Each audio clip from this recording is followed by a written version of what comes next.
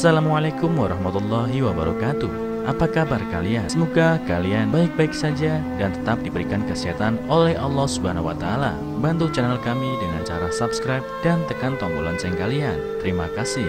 Semoga kisah ini bermanfaat.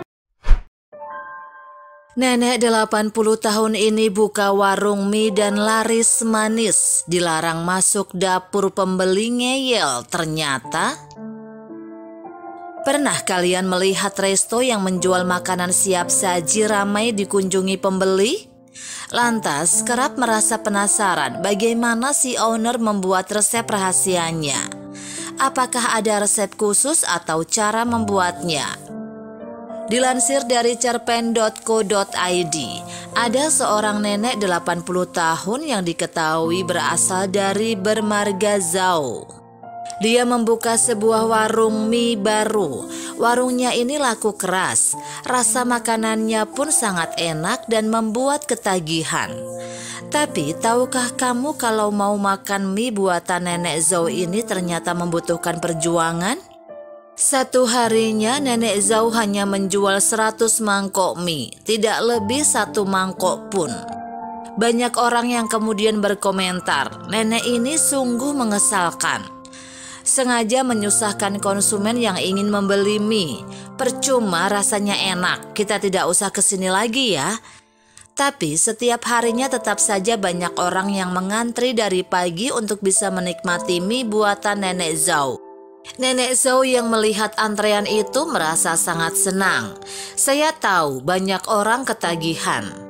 Suatu kali ada seorang konsumen yang membeli 1 mangkok mie dan kemudian diam-diam menyelinap menuju dapurnya. Nenek Zhao yang melihat hal itu langsung mencegatnya dan berkata, "Apa yang kamu lakukan? Apakah kamu tidak baca bahwa dilarang masuk ke dapur?" Konsumen itu menjawab, "Aku cuma mau tambah 1 mangkok mie." Memangnya apa yang disembunyikan di dapur sampai-sampai semua orang tidak boleh melihat ke dalam? Nenek Zhao berkata lagi, "Kamu bicara sembarangan.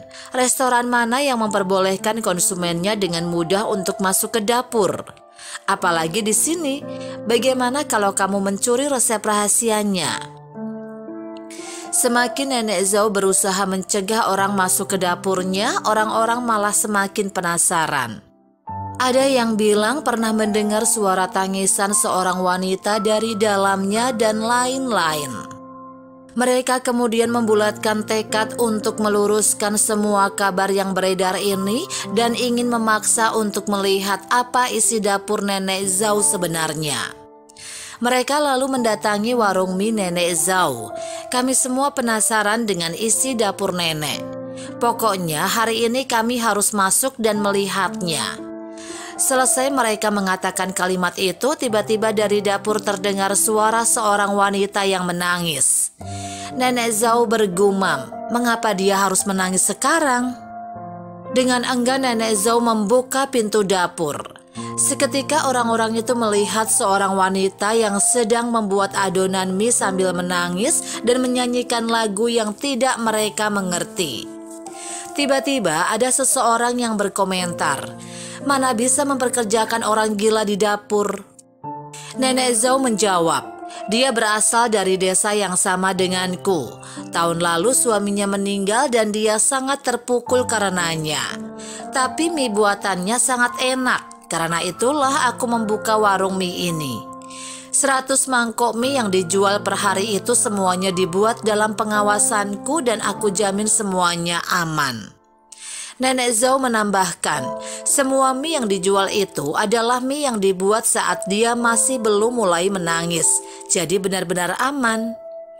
Resep mie ini adalah dia dan suaminya yang menemukan, sehingga ketika membuat mie ini, dia bisa tiba-tiba teringat suaminya yang sudah meninggal dan dia akan langsung menangis.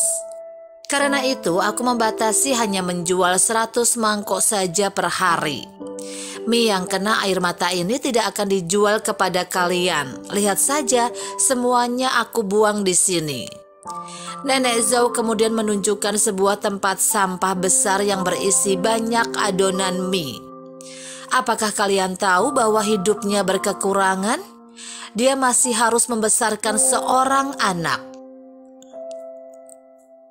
Sehingga memohon kepadaku agar membuka sebuah warung mie dan aku pun setuju. Sekarang nasib warung ini aku serahkan pada kalian semua. Apakah masih akan buka atau malah tutup? Sebenarnya Nenek Zhou bahkan tidak mengambil keuntungan sepeser pun dari warung mie ini. Orang-orang itu berkata, "Mie hari ini kami memang tidak mau makan.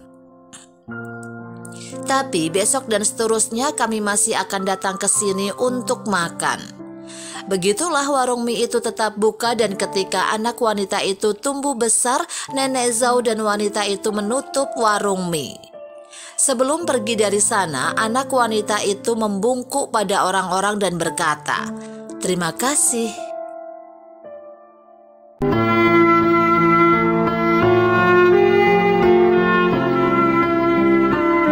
Assalamualaikum warahmatullahi wabarakatuh. Apa kabar kalian? Semoga kalian baik-baik saja dan tetap diberikan kesehatan oleh Allah Subhanahu wa Ta'ala. Bantu channel kami dengan cara subscribe dan tekan tombol lonceng kalian. Terima kasih.